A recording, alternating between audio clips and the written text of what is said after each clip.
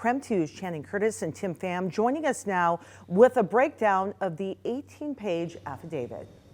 Now, Laura, that's right. We've actually been reading over this document since it was first released just before 9 this morning. So it's a lot to break down. Yeah, we broke it to you here on Up with KREM. So let's start things off by taking a look at a new timeline that investigators laid out in this affidavit. And it's absolutely terrifying. This roommate's bedroom was right by Xander Kernodle's, and she told investigators that she heard several things throughout those early morning hours.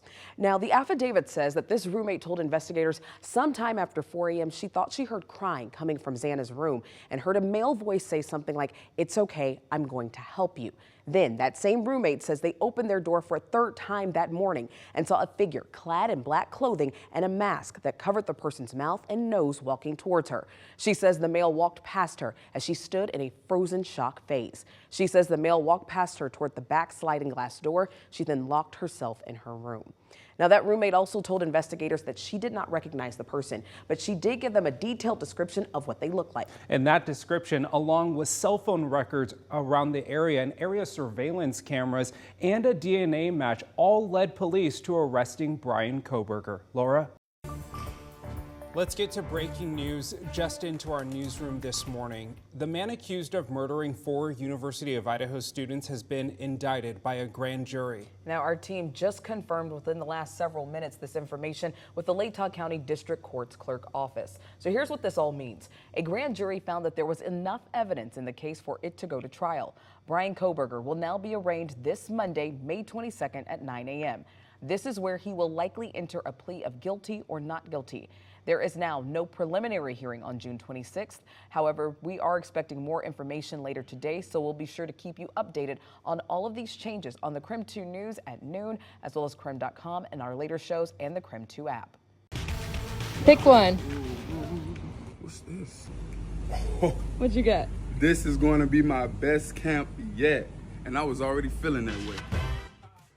Well, in just a few hours, Seahawks training camp will kick off at the Virginia Mason Athletic Center in Renton. And all 32 NFL teams are officially reporting to training camp this week.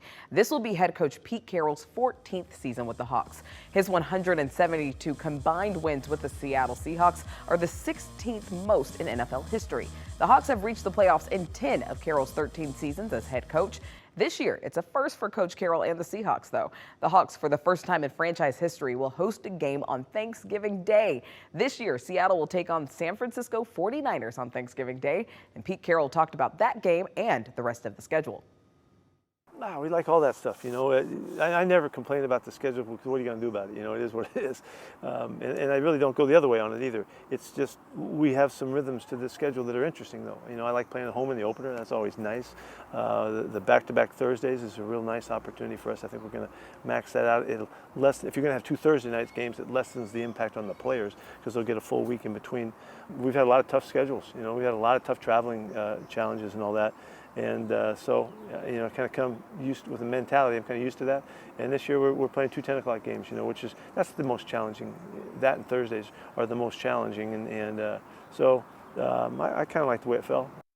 Listen, don't get me started on a tangent about the Thursday night NFL games. The Seahawks defense should be better this year, though. Last season, the Hawks ranked 25th in the NFL in points allowed per game. Thomas, I know you're a big NFL fan. Looking forward to the season. I think the Seahawks have a pretty good season ahead of them.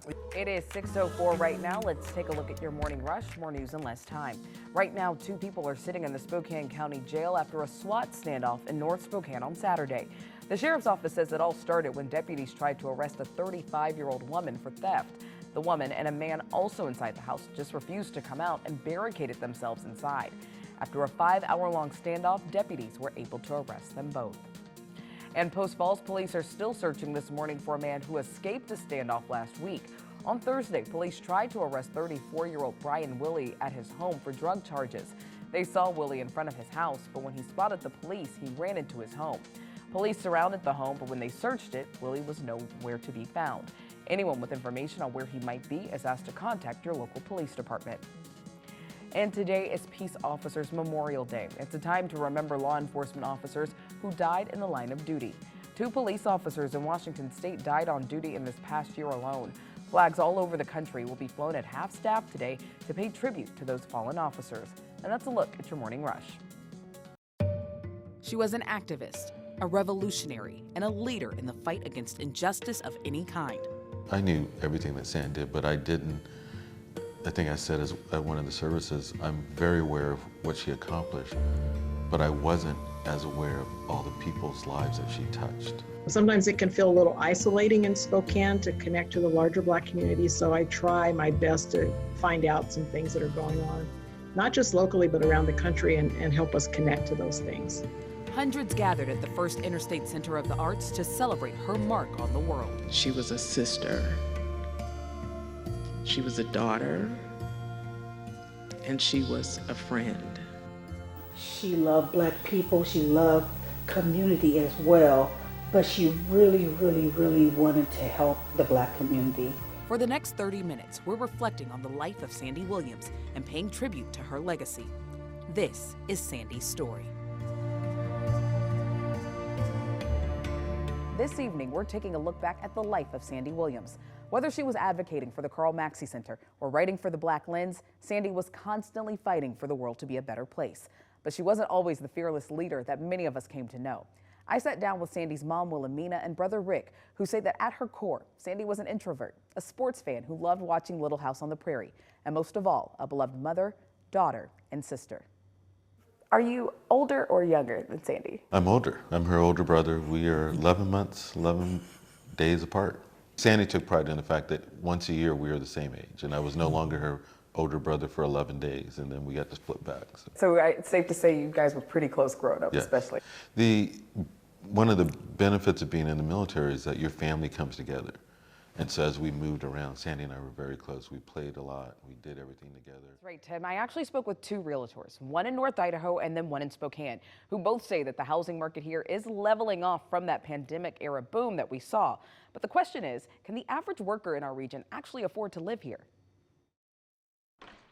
Housing is a simple supply and demand situation. So as the demand goes up, that's tend to where we're going to have a little bit higher prices. So that's been one of the trends. And of course, we've seen interest rates that have increased and things like that. Jacqueline Sandoval has been a realtor in Spokane for nearly 5 years. There's actually a bathroom up here. It's a half bath. She says, despite the housing boom we've seen over the last few years, things are starting to level out. Come on downstairs. But that doesn't mean the prices are necessarily dropping. So average home price in Spokane right now is about $391,000. I know that seems like a lot, but we do have some other homes depending on what area you're looking for. So the question is, how much does the average household have to make in order to afford a median priced home in Spokane or in Coeur d'Alene? So for that answer, I spoke with Michelle Fort at Movement Mortgage. And here's what she told me.